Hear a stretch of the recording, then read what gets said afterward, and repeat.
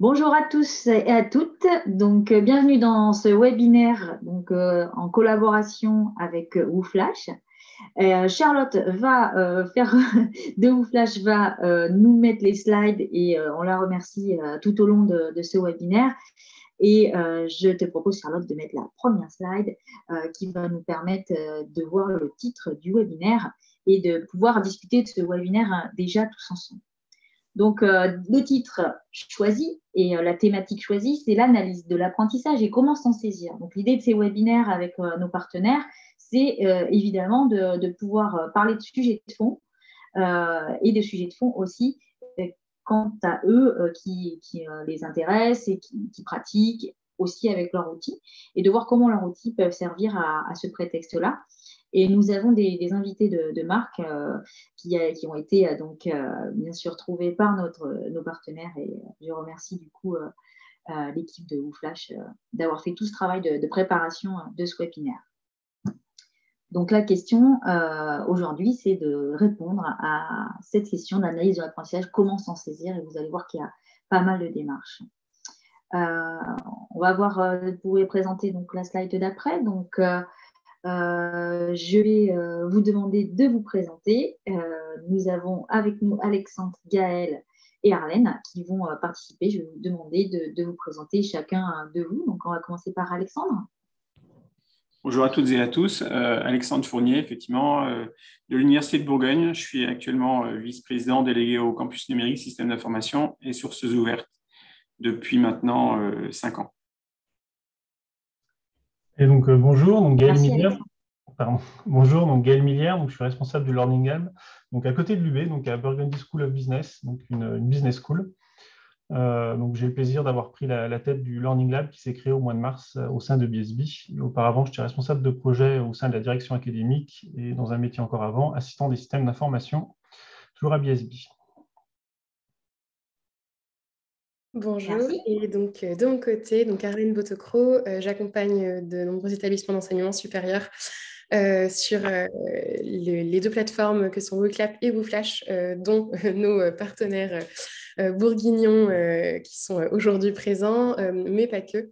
Et donc j'espère que je pourrai éclairer aussi des échanges que je peux avoir avec d'autres partenaires en France, la discussion qu'on a aujourd'hui. Merci à vous trois. Alors, je vous rappelle que vous pouvez poser toutes vos questions. Donc, on y répondra dans questions-réponses Q et R. Donc, c'est des questions ouvertes. Donc, n'hésitez pas tout au long du webinaire, c'est un peu l'idée de ces webinaires, d'interagir, de poser vos questions. Voilà, vous pouvez aussi nous dire, OK, c'est sympa, tout ce que vous voulez. C'est un peu l'idée d'avoir cette interaction avec vous. Donc, une première question, en fait, que j'ai envie de vous poser, justement, c'est quoi votre définition, votre compréhension de ce sujet, en fait, le sujet des données d'apprentissage, de l'analyse de l'apprentissage? Donc, à Arlène, peut-être en premier. Hop. Alors, du coup, on va avoir besoin des slides de Charlotte. Non, on n'a pas besoin de slides là-dessus. Merci Sandrine. Alors, moi, je n'ai pas forcément une définition, mais par contre, je dirais qu'une observation qu'on a, c'est que c'est vraiment un sujet d'actualité. On a vraiment des partenaires qui nous en parlent de plus en plus de cette question des données, beaucoup plus que les années précédentes. Mais alors, ce qu'on observe, c'est une grande diversité là-dessus. Et c'est peut-être aussi pour ça que donner une définition, c'est difficile, parce qu'en réalité, ce qu'on observe, c'est vraiment en termes de terminologie, en termes de degré de maturité des projets. On en a qui sont vraiment juste encore dans de la pensée, d'autres qui sont embryonnaires et d'autres qui commencent à faire des tests. Et sur les représentations, il y a également une grosse différence entre des établissements qui ne vont pas forcément vouloir entendre parler de ces questions de données, parfois parce que ça fait écho à des imaginaires qui font peur ou qu'on n'a pas forcément envie d'entendre, parce qu'on va penser à de l'intelligence artificielle qui remplacerait tout le monde, qui ferait perdre le contrôle. Voilà, ça peut aussi faire écho à des peurs. Et nous, du coup, à WooFlash, on a vraiment envie, en termes de définition, d'être dans quelque chose qui soit le plus concret possible. Et vraiment d'essayer de se demander de manière très, très concrète et simple, comment on fait pour que des données sur l'apprentissage puissent être saisies par des responsables de l'ingénierie pédagogique, mais aussi des enseignants, des enseignantes, mais aussi des étudiants. Et donc, notre réflexion, elle est vraiment beaucoup plus que sur la définition, sur le comment je fais pour avoir des tableaux, par exemple, qui soient facilement actionnables en quelques secondes. Donc voilà, on va être très terre à terre là-dessus. Je ne sais pas si ça donne des éléments déjà. Merci Arlène, oui, ça donne déjà des éléments. Et donc, et pour vous, du coup, Alexandre, peut-être, pour toi, qu'est-ce que… Oui, alors effectivement, un peu comme Arlène, hein, je n'ai pas de définition toute faite, parce qu'on sait tous à peu près ce que sont les données d'apprentissage. C'est surtout une évolution de l'utilisation de celles-ci, puisqu'on a des plateformes, enfin une plateforme historique à l'université qui est Moodle, bien sûr, mais on se dirige également vers d'autres outils avec WooClap et notamment WooFlash, puisqu'on est en expérimentation sur WooFlash actuellement depuis quelques mois. Et l'idée, c'est de répondre aux besoins des enseignants et des étudiants, de proposer des outils qui leur permettent d'analyser rapidement les données d'apprentissage. Voilà. Merci Alexandre. Quel pourrait être, je me permets de te poser une petite question justement en tant que VP, quels pourraient être les freins de ce genre de pensée Comme l'a dit Arlène, hein, c'est des fois des idées toutes faites sur la question des données. Dès qu'on parle de données, voilà, on a souvent des obstacles naturels. Mais bon, c'est vrai que la période Covid qui vient enfin, dans laquelle on est encore, mais on est quand même en retour présentiel en grande partie, cette période-là a permis quand même de démystifier un petit peu certaines craintes avec le passage au tout numérique. Donc, on a quand même des freins bien moindres. C'est-à-dire qu'il y a aussi toute une histoire de RGPD, j'imagine, Oui, par rapport à ça, dans les établissements. Voilà. C'est pour ça que nous, de toute façon, on se tourne toujours vers des solutions RGPD natives. Donc, on a beaucoup moins de problèmes qu'avant. Et c'est vrai que, comme je l'ai dit, hein, la période Covid avec le confinement total a quand même permis de passer un cap très largement sur la question des outils et des données, plus particulièrement. Merci Alexandre. Gaël, de ton point de vue, du coup. Alors, derrière la définition un peu standard qui rejoint les learning analytics sur la collecte et l'analyse reporting des données, je résumerai ça par… il y a plusieurs niveaux d'entrée, en fait. Ça dépend quel prisme on peut prendre, en fait. On peut avoir un point de vue étudiant, on peut avoir un point de vue enseignant, on peut avoir un point de vue organisation aussi. Et c'est là où je pense que WooFlash aussi a un regard assez sympathique, c'est que ça nous permet de répondre avec des tableaux de bord assez simplifiés au prisme étudiant, au prisme enseignant. Voilà. Si je pouvais le résumer, je dirais que simplement que c'est un formidable outil, parce que j'aime bien le placer aussi où ça doit être, c'est-à-dire un outil d'aide à la réflexion. Voilà, c'est un outil d'aide à la réflexion, c'est pas une fin en soi, c'est un outil d'aide à la réflexion, et je pense que ça permet aussi d'éliminer les craintes qui peuvent se cacher derrière l'utilisation de la data au sens IA du terme, où on va avoir une boîte noire qui va penser toute seule. Je pense qu'on n'est pas sur ces niveaux-là en tout cas. Et pour rebondir sur la logique RGPD, pareil, il y a différentes manières de voir les choses. Je trouve c'est un formidable outil en fait. Ça permet de cadrer, ça peut rassurer au contraire. Ça a des limites pour le développement, j'entends bien pour certaines sociétés, start-up. Rester dans un cadre contraignant, ça peut être une des limites. Mais c'est aussi un formidable outil de dire ça permet de rassurer. En France, on a la chance, en Europe, on a la chance d'avoir un cadre. Et on sait que nos données sont relativement bien utilisées, relativement bien protégées. Donc, c'est aussi un accélérateur en soi. Donc, il y a encore une fois une question de prisme aussi qu'on peut avoir. Du coup, merci Gaël, on va passer justement à cette première partie où on veut justement pourquoi on analyse ces données et du coup, l'analyse de l'apprentissage, est-ce que c'est quelque chose qui peut être au service des équipes et de la pédagogie? On voit qu'il y a peut-être aussi des freins avec certains enseignants d'analyser leur propre pédagogie. On aura l'occasion d'en parler. Mais en tout cas, on va parler des principaux usages des données d'aujourd'hui. Donc, aujourd'hui, quels sont les principaux usages de ces données? Donc, Alexandre. Alors, clairement, en utilisant certains outils, que ce soit des outils historiques ou des outils plus récents, la volonté, c'est de pouvoir permettre, nous en interne à l'Université de Bourgogne, permettre à nos enseignants et voire aux étudiants d'avoir accès directement le plus facilement possible à leurs données. Donc, pour en faire une traduction immédiate en fonction par exemple, sur un questionnaire lancé à des étudiants par le biais de WooFlash, par exemple, puisque c'est ce qu'on expérimente actuellement, on a une facilité d'appréhension de l'outil et de son utilisation qui permet justement d'interpréter très facilement les données d'apprentissage. Donc ça, c'est un vrai plus. Et alors même si effectivement, l'enseignant n'a pas besoin d'avoir une très grande motivation sur l'utilisation de l'outil et son appréhension, on a quand même mis en place, ça va commencer la semaine prochaine, des formations au sein du nouveau Learning Center, des formations sur nos outils qui permettent de toucher vraiment de manière plus systématique les enseignants.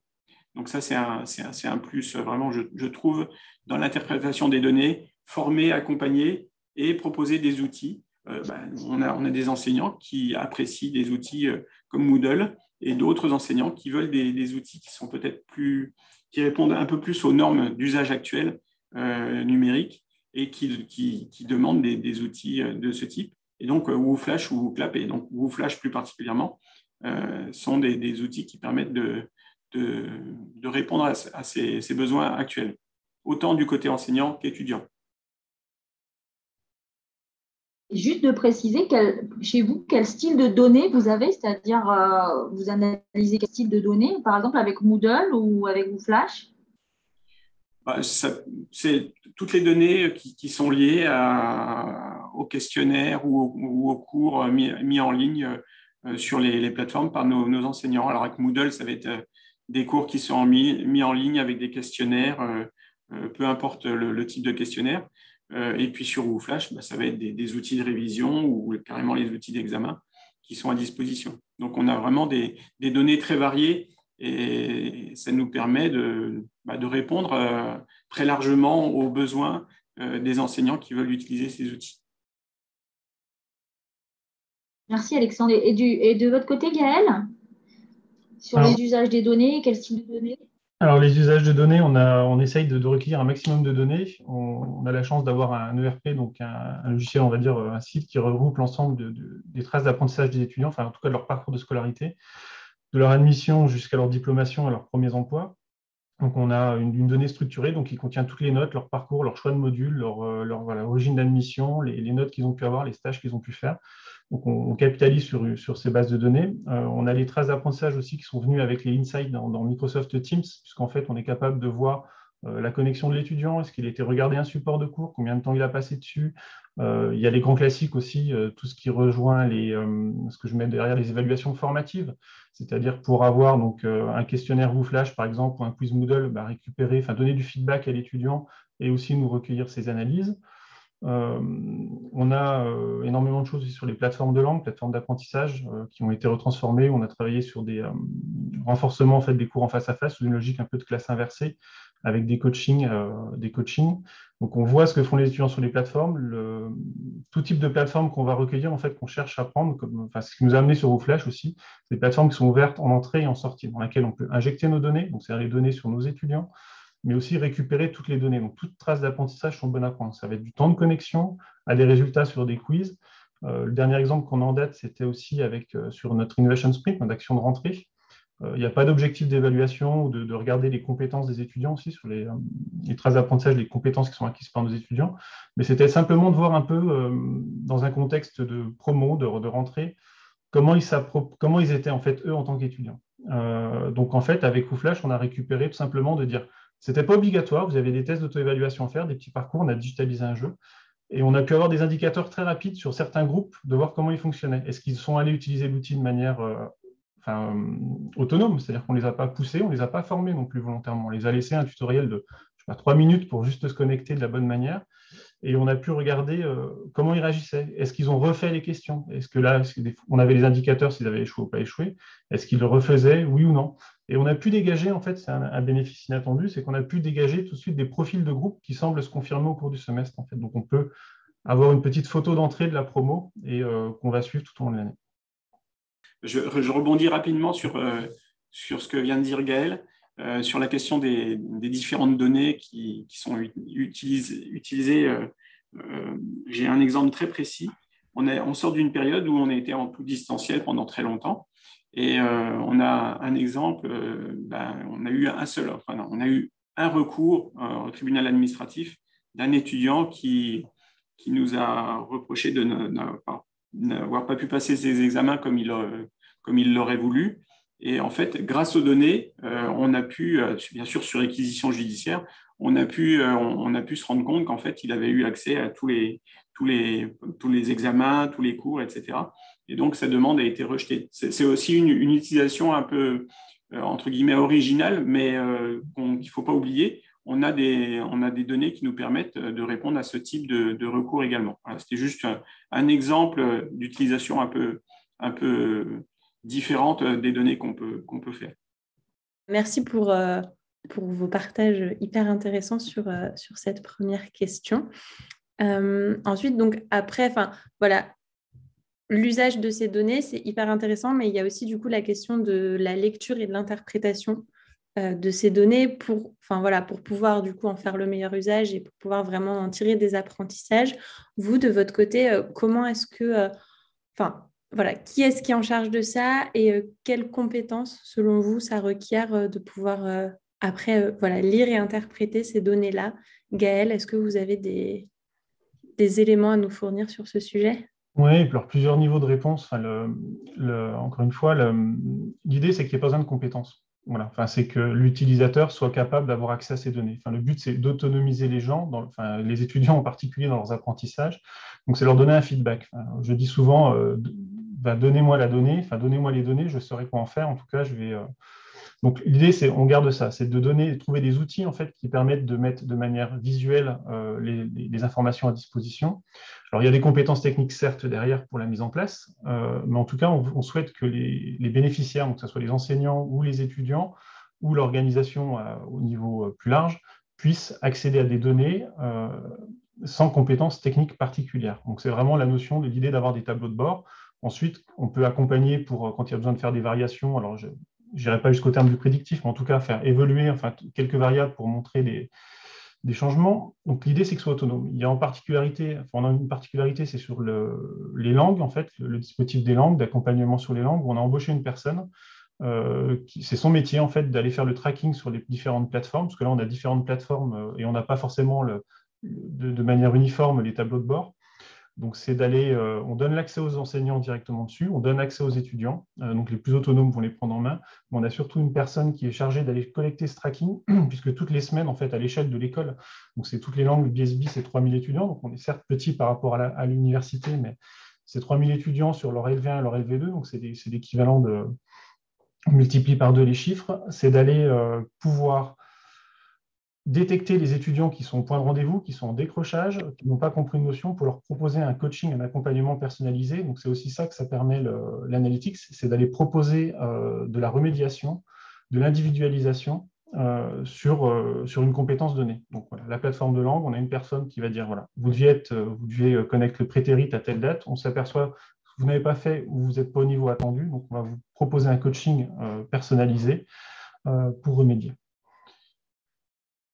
Donc, il y a vraiment, encore une fois, différents niveaux d'entrée, mais le but, c'est bien que les gens soient autonomes dans leurs outils, dans leurs usages. Merci beaucoup, Gaëlle. Du coup, Alexandre, vous, à l'université, comment ça se passe sur ces questions-là? Qui est-ce qui est en charge? Et si vous pouvez nous en dire quelques mots. Alors, oui, effectivement. Là, je vais rejoindre complètement ce que dit Gaëlle, puisqu'on a le même fonctionnement sur ces données.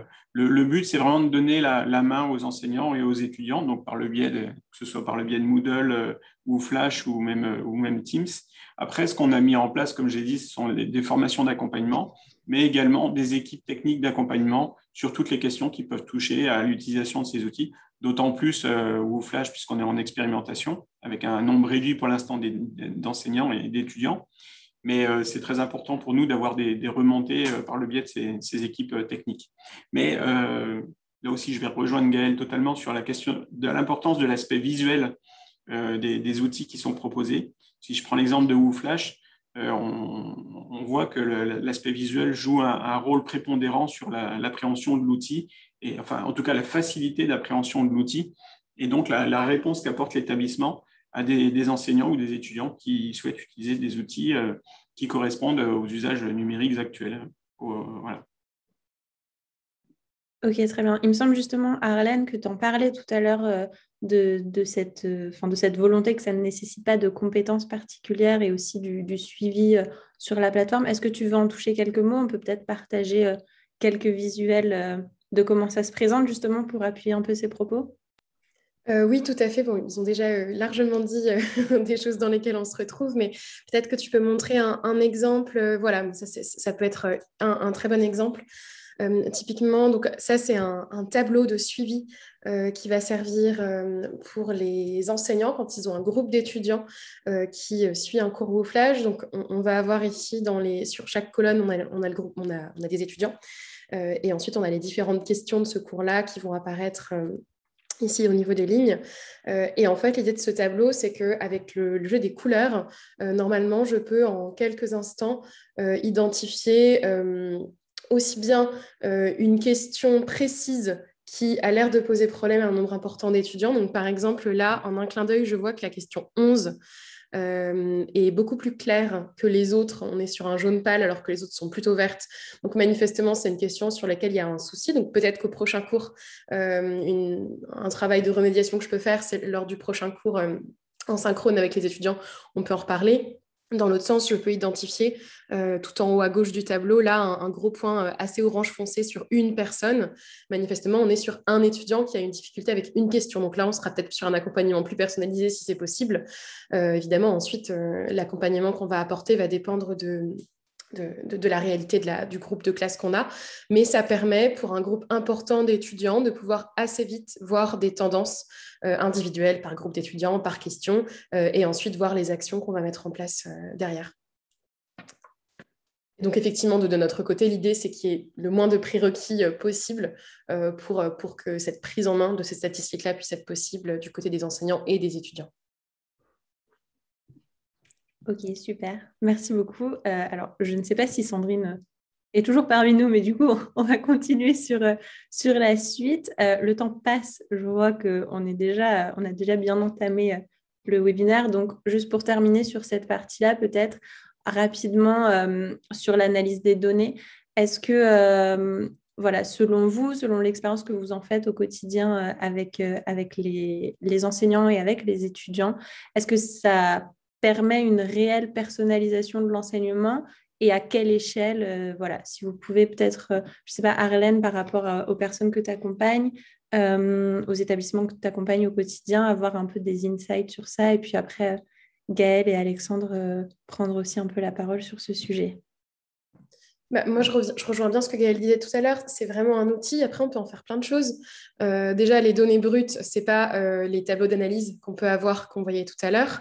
Donc, il y a déjà la question de qu'est-ce qu'on visualise, à quel moment, qui le visualise. Mais ça peut permettre, en tout cas, du côté de Wooflage, nous, on va avoir des personnalisations sur différents sujets. Une personnalisation qui va être sur l'accompagnement qu'on fait une fois qu'on s'est saisi des données qui ont été rendues visibles par la plateforme Wooflage. Donc, ce que je mentionnais à l'instant, une fois que j'ai vu que tel étudiant avait des difficultés sur tel type de questions, eh bien, je vais pouvoir l'accompagner plus personnellement, plus individuellement, ce qui n'était pas forcément le cas avant quand c'était seulement lors de l'examen, par exemple, ou bien du galop d'essai que je voyais qu'il y avait des soucis sur certains sujets. La personnalisation, alors dans Wooflage, elle se fait aussi directement dans notre algorithme qui prend en compte des données d'apprentissage pour délivrer des questions à des étudiants de manière personnalisée. Donc la personnalisation, nous, elle se fait aussi à ce niveau-là où selon le niveau de mémorisation de certaines notions, elles vont plus ou moins revenir chez certains étudiants. Donc ça, c'est une autre manière d'envisager la personnalisation et ces données. Et encore une autre manière d'envisager la personnalisation sur ces sujets-là, ça va être, et je sais que l'Anstia, on a un certain nombre d'audiovisualistes qui apprécient la capacité d'intégrer des multimédias dans les outils. On sait que la personnalisation, elle se fait aussi sur proposer une variété aussi grande que possible de manière d'aborder l'apprentissage, de manière de proposer des exemples. Donc là-dessus, effectivement, proposer des exemples variés avec des vidéos, des sons, des images, des liens vers des articles, etc. Ça va aussi en faire partie. Et la Wooflage va aussi pouvoir jouer un rôle de cette manière-là. Je ne sais pas si, Gaëlle, est-ce que tu veux prendre ma suite? Non, mais on avait déjà beaucoup échangé sur le sujet, notamment c'était le grand débat sur d'avoir un niveau du groupe, en fait, c'est bien d'avoir les données au niveau de l'étudiant, parce que l'étudiant peut avoir ses propres données, donc déjà d'être honnête avec lui-même, il faut avoir un résultat qu'il pourra prendre et interpréter et voir mesurer par rapport à l'engagement qu'il a mis dans son travail et le travail qui lui reste à faire, donc ça lui permet déjà aussi d'orienter ses révisions, enfin, typiquement son travail, donc de lui-même de personnaliser son process de révision. Là, tout l'usage qu'on doit développer, c'est déjà aussi que les étudiants créent eux-mêmes avec Wooflash leur fiche de révision sur mesure et qu'ils se challenge entre eux. Et aussi au niveau des chargés de cours, il ne faut pas oublier que voilà, on a des professeurs permanents, mais on a aussi des chargés de cours. On ne va pas demander au niveau des chargés de cours d'aller faire de l'individualisation, de regarder dans le détail chaque étudiant. Voilà, quand on a une classe de 40 ou même, j'imagine, un grand amphithéâtre, c'est un peu plus complexe. Donc, on a cette photo de groupe. Par contre, l'enseignant, il a besoin de savoir quelle est la photo, l'homogénéité de son groupe pour savoir s'il doit revenir ou non sur des concepts en début de cours. Donc, c'est là, on est dans la remédiation. Donc, ça permet vraiment d'adapter, enfin, sur le parcours pédagogique, le dispositif pédagogique inclut bien ces données dès le départ, c'est-à-dire de se dire, voilà, je vais me dédier dans ma séance un temps de remédiation ou au contraire, un temps pour aller plus loin. Si les étudiants sont au rendez-vous, ça arrive aussi malgré tout. Enfin, les notions ont été bien acquises. Ça permet ensuite d'aller plus loin dans les notions. Donc, je rejoins, on travaille beaucoup avec l'UC Louvain, et il y a un carnet, dans le carnet de l'enseignant, c'est j'enseigne, apprennent-ils. Je pense que déjà que les analytiques permettent de répondre, d'avoir un premier niveau de réponse assez instantané. Et ça peut être en amont de la séance, ça peut être pendant la séance. Il y a un côté interactif aussi à l'outil, hein, c'est quand même important. Mais il y a aussi le côté étudiant. Enfin, voilà, est-ce que j'apprends? Voilà, le côté aussi étudiant où il peut déjà avoir des premiers éléments de réponse. Et je ne détaille pas trop, on pourra en parler pendant 2 heures et je vois que le temps file. Mais j'y crois beaucoup et on peut le faire à l'échelle aussi. Enfin, ça ne se limite pas qu'à l'enseignement à la salle de classe. On pourrait aller, on a un projet qu'on est en train de mettre en place aussi, c'est sur la personnalisation des parcours. Grâce à la data, grâce aux analytics, au parcours et de personnaliser tout ça. Ça, un autre sujet. Du coup, je rebondis, Gaëlle, pour que le temps avance et tout. Et justement, on parle de ça, donc la personnalisation des parcours. Et le thème qu'on voudrait embrayer maintenant, c'est justement comment les étudiants prennent-ils en main leurs propres données d'apprentissage. Donc, tout d'abord, peut-être un petit témoignage vidéo. Donc, je laisse le soin à Charlotte de nous le montrer. Et après, on fera un petit retour là-dessus tous ensemble. Bonjour à tous, donc moi c'est Paul, je suis étudiant en 3e année de médecine et je suis actuellement tuteur au tutorat des étudiants de santé de Dijon. En tant qu'étudiant de médecine, on a des examens qui tombent chaque année. On n'a pas forcément beaucoup de suivi derrière, c'est-à-dire qu'à part la note de l'examen, on n'a pas beaucoup de regard par rapport à notre progression, sauf certains professeurs qui ont décidé de suivre un petit peu plus, comme par exemple le professeur Ortega des Ballons, qui via Wooflash nous a fait pendant la 2e année des exercices divers pour nous entraîner et puis pour suivre un petit peu notre progression, notre évolution et je pense baser les révisions ou les cours là-dessus. Je sais que personnellement ça a été plutôt bénéfique puisque l'entraînement, je pense, est indispensable, surtout dans ces études. Étant étudiant, j'ai aimé ce côté suivi de la progression et de l'évolution des étudiants. Donc, en tant que tuteur, on essaie de faire pareil. On fait régulièrement des séances tutorat. On rappelle certains points importants du cours, des points clés. Et puis, on associe avec ça des entraînements avec essentiellement des QCM. Et on utilise depuis quelques temps certaines plateformes comme WooClap ou WooFlash qui nous permettent d'avoir un retour des étudiants, un retour de leur progression, que ce soit à la fois en présentiel ou à distance. Et ça permet aux tuteurs de pouvoir axer encore une fois leur révision, de comprendre où les étudiants ont pêché et donc de réexpliquer certaines parties du cours et donc accentuer sur cette révision active.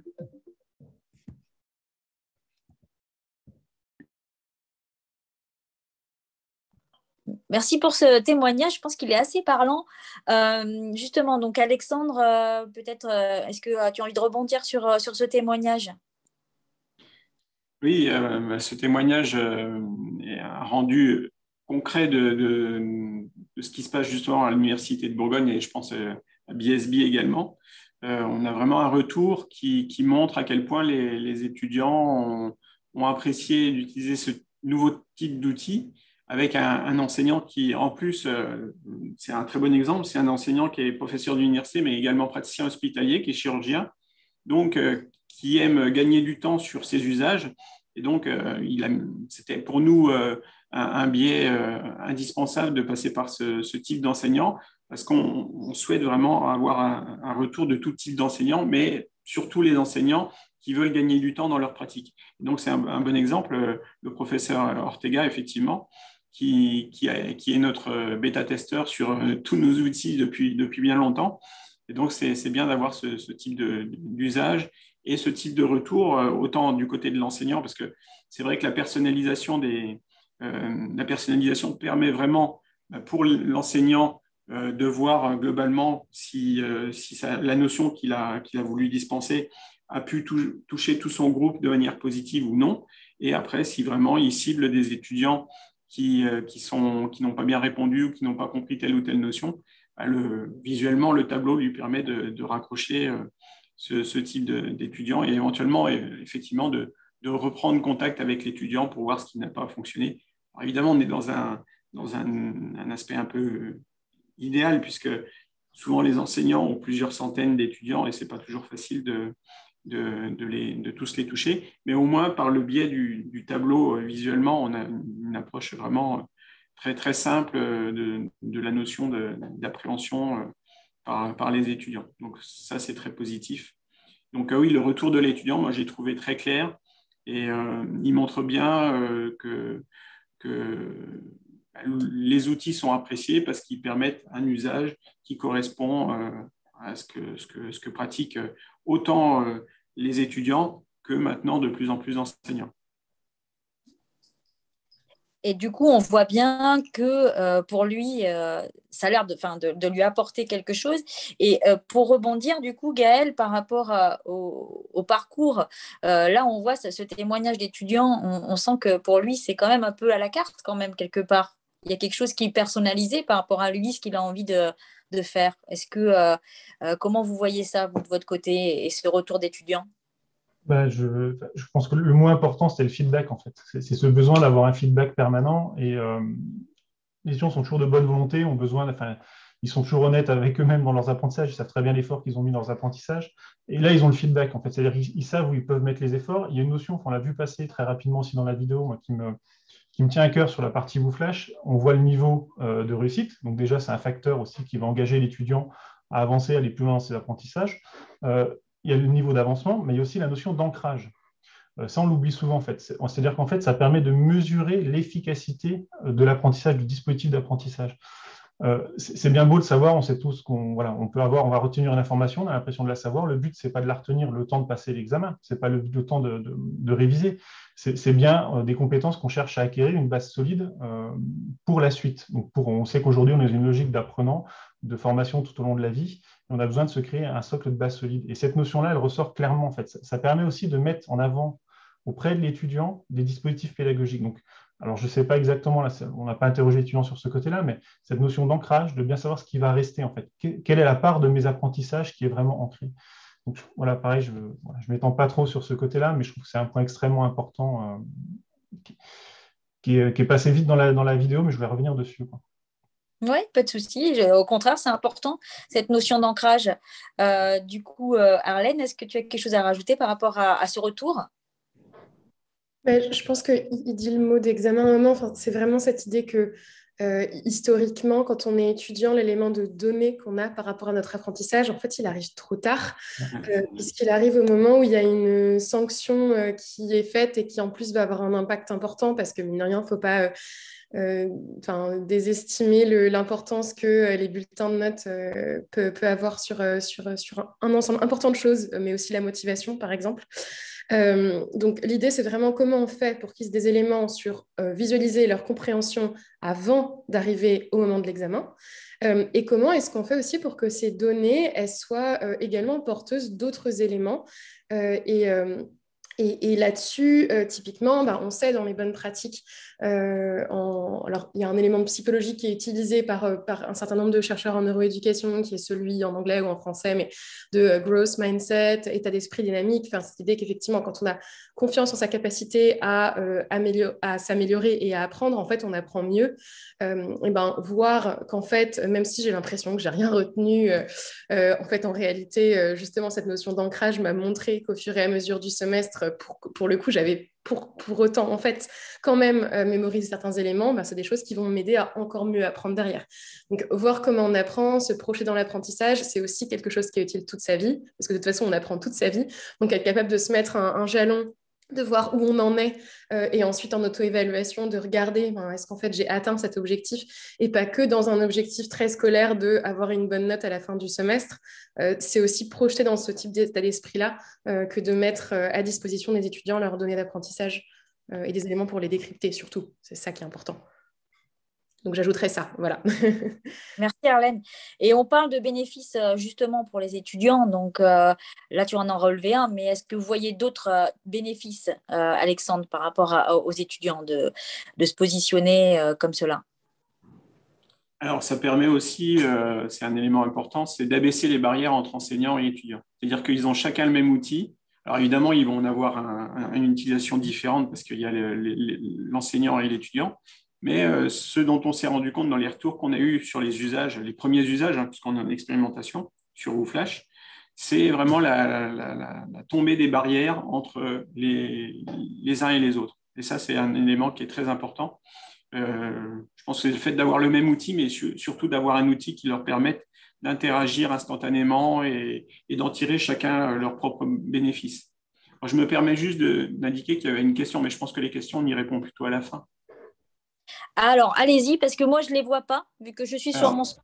Il faut y aller. Alors, je vais regarder. Oui, tout à fait, Bruno et Alexandre. Voilà. Ce n'est pas moi qui vais répondre, je pense que c'est plus... Oui, j'ai vu qu'Arlène, effectivement, est en train de répondre à la question. Voilà. Mais si tu veux, Arlène, tu peux répondre à Bruno. Donc, alors, la question, pensez-vous que le suivi proposé par WooFlash est utilisable en secondaire, collège, de manière sécurisée? Vous l'avez mentionné, mais le côté RGPD ou non fait peur en secondaire et peut constituer un frein. Je pense que c'est intéressant que tu puisses répondre à cette question du coup en live, Arlène. Merci, Alexandre. Ouais, le côté RGPD, il fait peur pas seulement dans le secondaire, il fait peur à tous les niveaux. Et je pense que, plus que de le voir comme une peur, c'est plus comme une opportunité. Comme le disait Gaëlle en entrée de ce webinaire, on a la chance d'être en Union européenne dans un espace sur lequel la question des données, elle est primordiale. Donc voilà, donc oui, WooFlash du coup et WooClap d'ailleurs également sont tous les deux conformes à la réglementation. On a plusieurs éléments qui sont disponibles en ligne. On a même une charte un élément. Notre charte sur la confidentialité des données est également disponible en langage accessible pour les enfants et les adolescents notamment. Donc en langage plus simplifié, elle existe dans 2 versions. Donc ça peut être, puisque le but une fois de plus, c'est que les étudiants eux-mêmes puissent aussi toujours, les étudiants et élèves se saisir de ces enjeux-là et les comprendre. Donc il y a aussi cet enjeu-là juridique de comment on fait comprendre ces enjeux aux plus jeunes. Et ensuite, on travaille sur le secondaire alors sur les lycées, on travaille avec la région Île-de-France. Dans un certain nombre de lycées pilotes. Voilà, la région Île-de-France a validé le dispositif, donc vous pouvez l'utiliser. Sur les collèges, on a moins de retours sur les usages, donc n'hésitez pas à nous en faire part. Si vous avez des retours là-dessus, on sera intéressés. Donc, je vois que Juliette a mis un lien, donc si ça vous intéresse, merci Juliette, sur votre politique de confidentialité dans le chat. Et c'est vrai que c'est pour ça que c'est important de travailler avec des personnes et des outils et des entreprises comme WooClap et WooFlash qui déjà se posent ces questions et qui travaillent bien en amont, en tout cas avec notamment nous au niveau d'enseignement supérieur qui travaillent en amont et qui se posent des bonnes questions. Donc Alexandre, est-ce que tu veux reprendre sur le bénéfice? En tout cas, tu parlais des barrières qui étaient moins abruptes entre l'enseignant et l'étudiant. Je trouve ça très intéressant. Est-ce que tu peux développer justement par rapport à ça? Est-ce que l'enseignant, il n'a pas du mal à se repositionner aussi? Ça, c'est une question qu'on peut se poser par rapport à cette nouvelle relation, ou est-ce que c'est positif? Non, alors nous, les retours qu'on a sont on a un petit panel d'enseignants pour l'instant, mais les retours sont plutôt très positifs. Et parce que alors, le retour principal vient des étudiants qui ont vraiment apprécié l'utilisation de l'outil. D'ailleurs, c'est ce qui ressort de la vidéo. Non seulement parce que ça leur permet, dans leur révision, de se positionner, d'avancer, mais également parce que ils ont un autre mode de relation avec l'enseignant. Et donc ça, c'est un retour vraiment important de la part des étudiants. Mais parallèlement, on a le même retour des enseignants qui ont apprécié d'avoir des échanges qui sortent un peu des aspects plus classiques qu'on pouvait avoir en présentiel. Donc, les retours sont positifs des deux côtés. Et puis, ce dont on se rend compte avec le retour en présentiel, c'est que l'utilisation des outils, on pensait, à titre personnel, je ne le pensais pas. Mais beaucoup de gens nous disaient, voilà, on va revenir en présentiel, le numérique, ça va être terminé. En fait, on se rend compte que non. L'utilisation de nos outils est toujours très forte. On le constate avec Moodle et Teams, alors notamment Teams, et puis WooClap également. WooFlash, on est en expérimentation, donc c'est un peu différent. Mais voilà, il n'y a pas d'effondrement de l'utilisation. Au contraire, c'est devenu un outil complémentaire. Et c'est le cas de WooFlash, hein, notamment, puisque ça permet à l'enseignant et aux étudiants de partager de manière différente sur l'appréhension des notions et des cours. Et justement, est-ce que par rapport à tout ça, il y a de l'hybridation qui commence à se faire, comme tout était, j'imagine, en distanciel. Donc, est-ce qu'il y a des choses qui commencent à se faire en hybride? Oui, alors nous, on a commencé à équiper l'université en matériel d'hybridation. Donc, on a équipé beaucoup d'amphis, un certain nombre de salles avec des petites barres de captation de très, très bonne qualité. Donc, déjà, il y a la question de l'équipement. Et puis, l'hybridation, on s'en rend compte, elle fonctionne très bien. On a des enseignants, un exemple très précis d'enseignants qui étaient très opposés au tout début à l'utilisation de ces outils, qui, du fait de ce qui s'est passé avec le confinement, a été obligé, comme tout le monde, de basculer en 100% distanciel et qui finalement a appris à utiliser les outils et à les apprécier. Et en réunion de rentrée, il m'a indiqué que lui, il continuerait à utiliser ces outils malgré le retour en présentiel. Donc, je pense qu'on a vraiment un mode d'enseignement qui a évolué, qui a changé de par le fait de ce qui s'est passé, mais également parce qu'il y a une meilleure appréhension des outils, il y a eu beaucoup plus de formation, d'accompagnement. Donc oui, je pense qu'il y a un mode différent.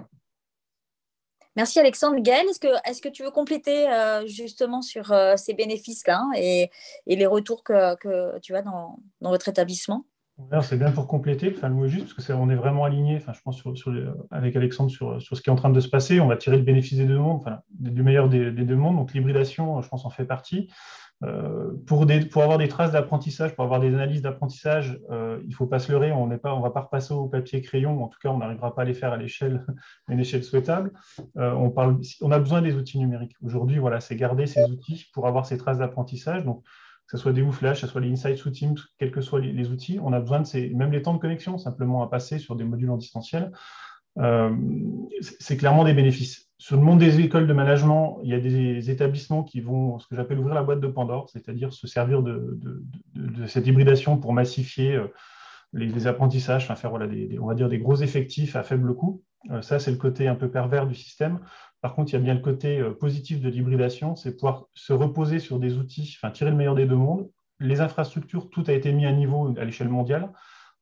Les gens ont pu essayer, alors on était jetés dans le grand bain, tout n'était pas parfait, certes, mais on va pouvoir aujourd'hui, et c'est les travaux que sont en train de faire tous les établissements, on va dire sérieux, c'est tirer le bénéfice de ce contexte passé pour progresser, tout simplement. Il y a du bon dans tout, en fait, et je crois que faut vraiment renforcer nos modèles, le modèle de face à face, le modèle amphi-TD, le modèle... c'est vraiment des outils qui sont complémentaires. Encore une fois, j'insiste lourdement à chaque fois sur ce terme d'outil. C'est un outil au service d'eux.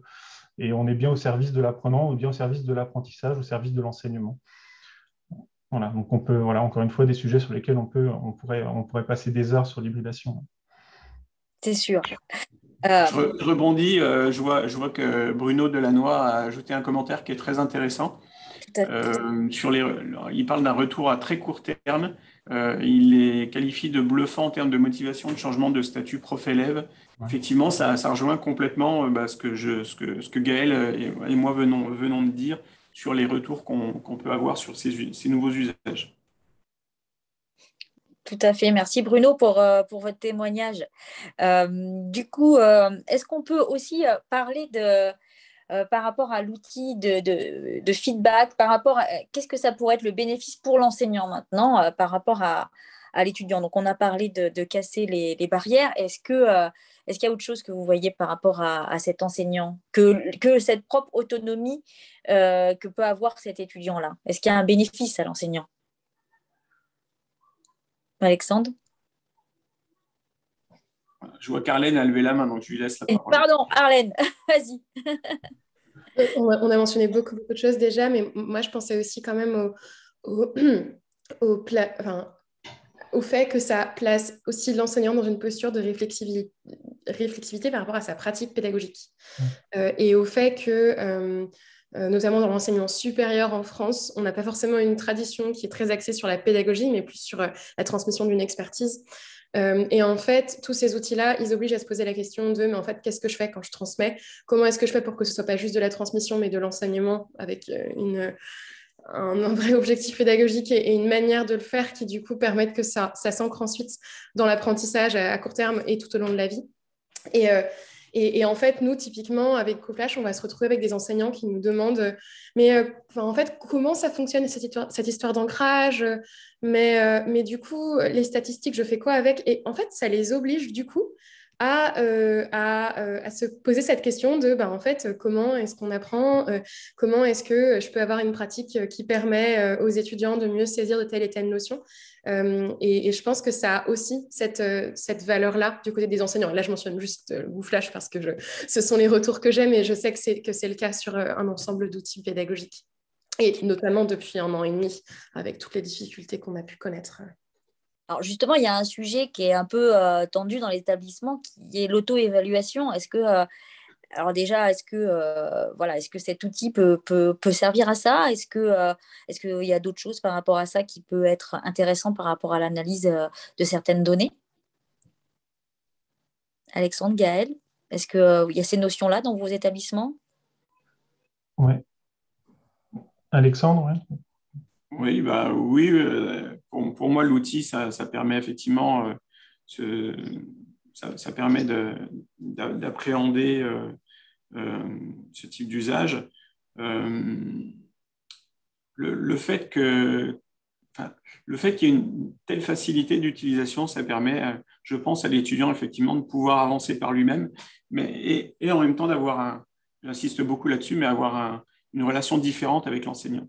Donc, d'un côté, effectivement, l'enseignant, je ne vais pas dire remet en cause sa pédagogie, mais en tout cas, il la modifie. On a basculé avec la période Covid, on a basculé sur quelque chose de totalement différent.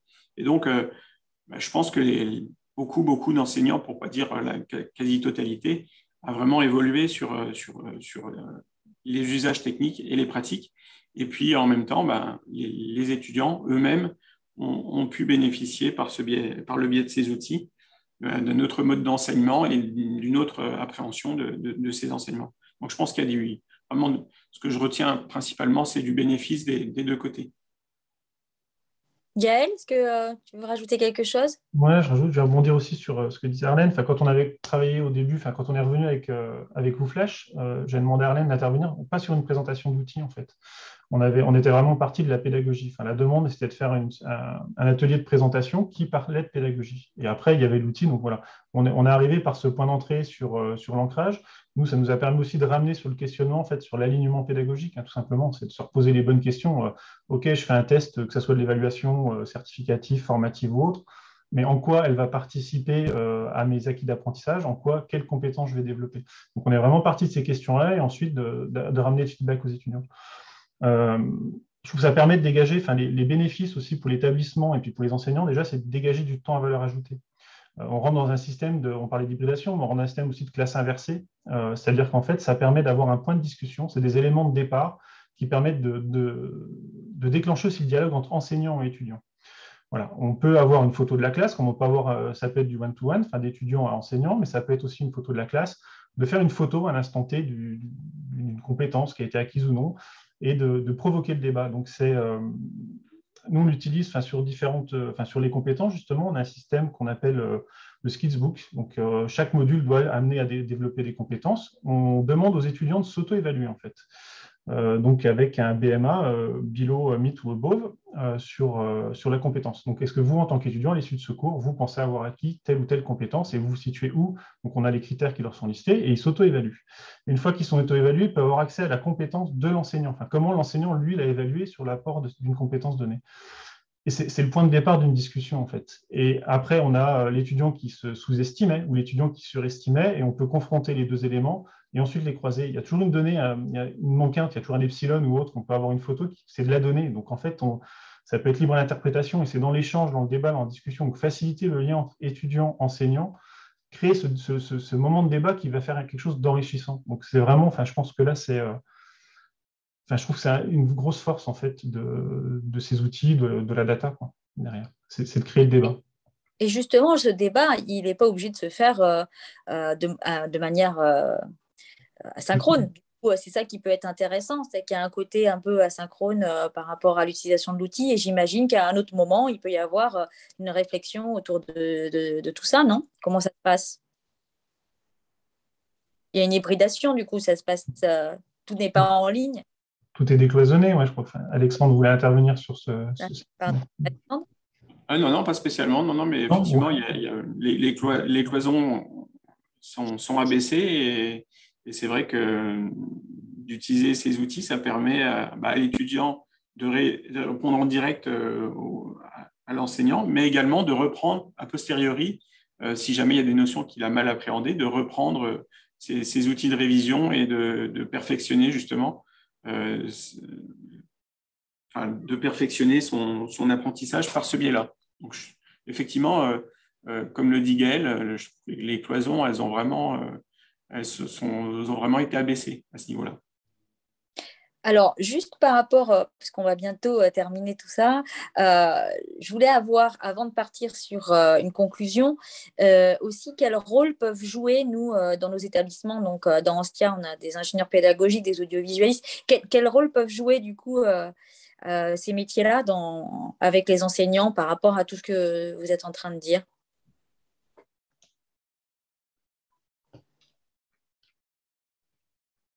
Quelqu'un veut répondre? Je réponds. Je fais référence à un article du Monde qui date d'il y a un petit moment maintenant, qui s'appelait L'heure de gloire des ingénieurs pédagogiques, qui avait été réalisé vraiment pendant le confinement. Et c'est vrai que c'est un rôle qui était mal connu et qui a vraiment été transformé du fait de cette période. Et moi, j'insiste toujours en tant que vice-président numérique, mais je suis également ingénieur en enseignement numérique. On utilise des outils, on les teste, on essaye de convaincre les enseignants et les étudiants de les utiliser. Et donc, pour moi, ce qui est très important, c'est l'accompagnement.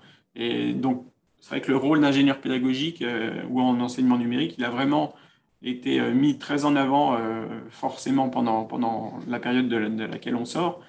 Et le biais le plus important, c'est de pouvoir accompagner, former techniquement ou pas d'ailleurs, les enseignants et même les étudiants. On a des ateliers qui sont destinés aux étudiants également.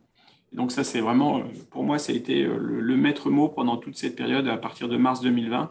Ça a été un accompagnement massif, qui a vraiment permis, si on n'avait eu que les outils sans accompagnement, ça n'aurait servi quasiment à rien. Enfin, à part les gens qui sont un peu, qui ont vraiment une aisance naturelle avec les outils, la plupart des gens ont besoin d'un accompagnement de formation, mais également technique a posteriori en permanence.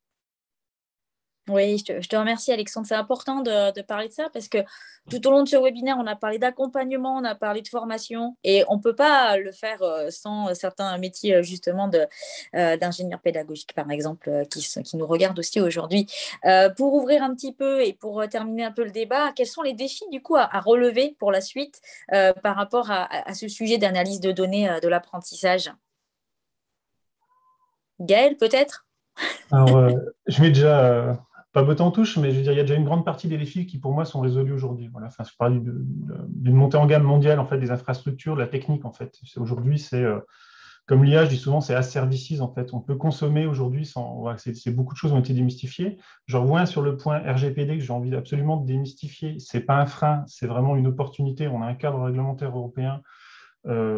Et en fait, c'est juste, ils nous obligent à dire ce qu'on fait, voilà, quels sont nos usages. Et en fait, il suffit de décrire ce qu'on fait, c'est une règle des fois de bon sens. Voilà, on a telle donnée, on l'utilise dans tel cadre. Et je trouve qu'il faut vraiment démystifier cette partie RGPD qui n'est absolument pas un frein. Je comprends que ça puisse faire peur, mais il faut la démystifier. Si je veux résumer un peu, pour moi, c'est vraiment enfin, les avantages majeurs, c'est la création d'opportunités. Enfin, aujourd'hui, Arlène nous disait, sur un simple outil, il peut y avoir déjà un panel de cas d'usage qui est énorme en fait. Et en fonction du prisme, si on a un prisme étudiant, un prisme enseignant, c'est extrêmement large. Donc, les opportunités, il n'en manque pas. Il en manque pas. Les défis à relever, je dirais que c'est de faire attention en fait, de ne pas tomber dans du prescriptif en fait. Il y a toujours de l'humain en fait. Donc, il y a un facteur, il y a un epsilon qu'on ne maîtrisera pas. Il y a toujours un facteur qui va venir faire changer les variables. De ne pas tomber dans les biais aussi quand on parle de données, de data. Donc, je dis, faites attention aux biais en fait, que vous pouvez introduire par l'analyse de ces données. Pour moi, le gros défi, c'est ça en fait. C'est de ne pas tomber dans le prescriptif et de faire attention à la donnée qu'on traite. De ne pas faire parler la donnée, c'est de bien mettre de l'humain autour de la table. En fait, ça doit être un prétexte à se réunir, à échanger, à dialoguer. C'est pour ça que je reviens sur mon côté d'outil. C'est un merveilleux outil pour réfléchir en fait. Merci. Alexandre, est-ce que tu veux compléter sur les défis?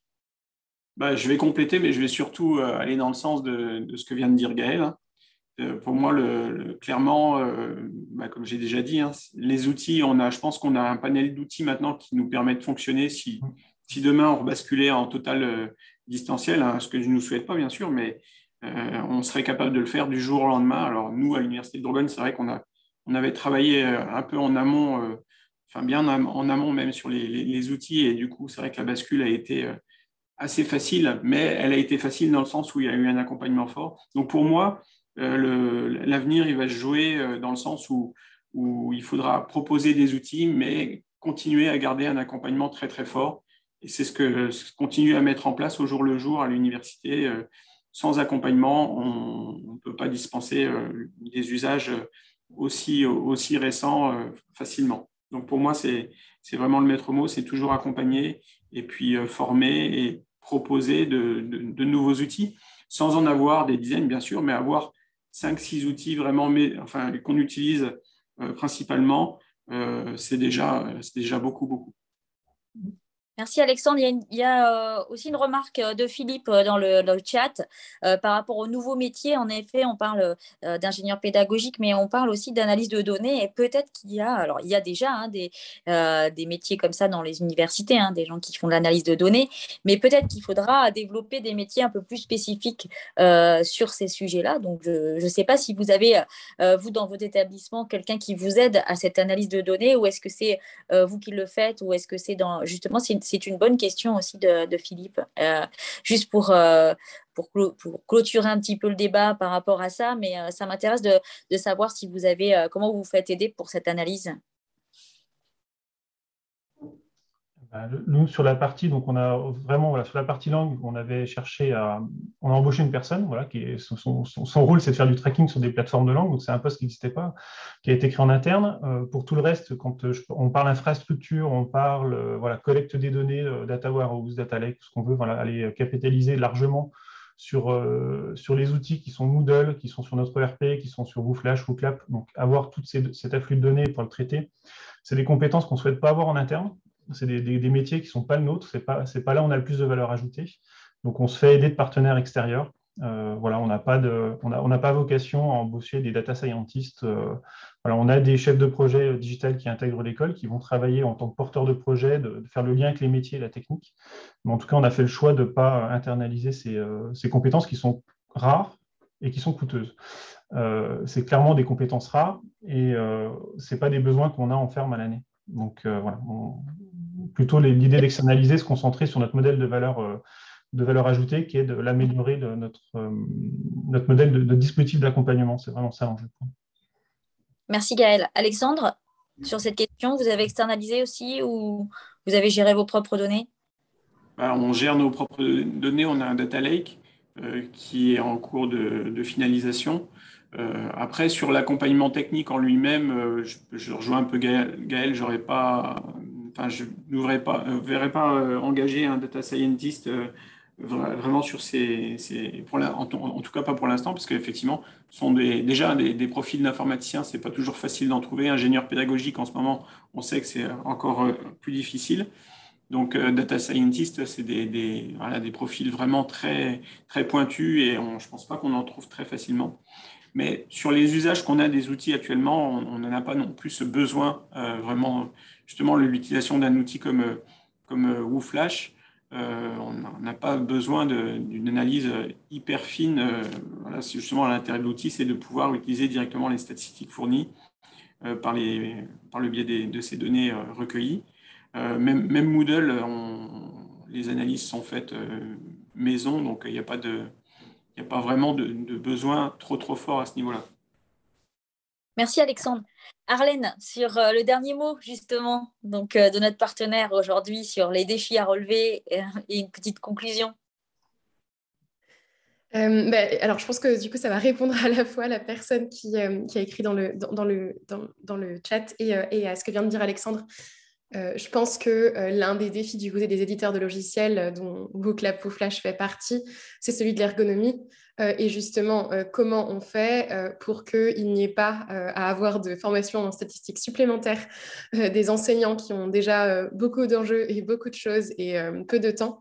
Donc, comment on fait pour que ce ne soit pas nécessaire? Comment on fait pour que justement les outils soient utilisables sans avoir des embauches supplémentaires de data scientists? Ça, c'est aussi de la responsabilité des éditeurs de logiciels.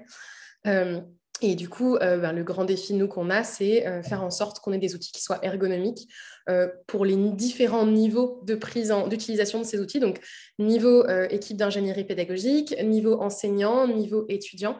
Et voilà, c'est quelles données on met, comment est-ce qu'on fait pour que ce soit facile d'utilisation.